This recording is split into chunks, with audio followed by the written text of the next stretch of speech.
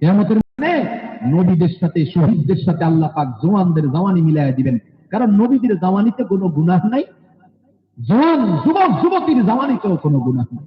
অর্থাৎ এই নওজোয়ান যুবক, এই যে স্লোগান অমুকের পিছনে তমুকের পিছনে 500 টাকা 1000 টাকার একটা সুবিধার জন্য রাস্তাঘাটে অবৈধ মোটরসাইকেল নিয়ে চলো, পুলিশে ধরলে মোবাইল করে দিবা, বড় ভাইয়ের ফোন ধরেন তো বড় ভাই ফোন দিছে, ছেড়ে দিছে, এতটুকু সুযোগ সুবিধা, এতটুকু অন্যায়, একজনের উপর জুলুম করছো, থ্রেট দিছো, তন্নবাজি করছো, তো পুলিশে ধরার পরে নেতায় ফোন দিয়ে দিছে, ছেড়ে দিছে, এতটুকু সুবিধা দুনিয়াতে তুমি পাইবা, নিশ্চিত কোনো সমস্যা নাই।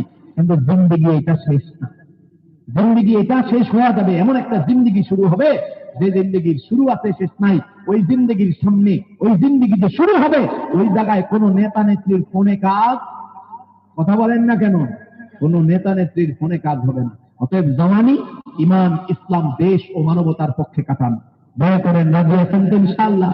যারা দেশের শত্রু তারা আমাদের শত্রু, যারা এই ভূখণ্ডের শত্রু তারা আমাদের শত্রু, যারা এই মানচিত্রের শত্রু তারা আমাদের শত্রু, তাদের সাথে আপোষ হবে না।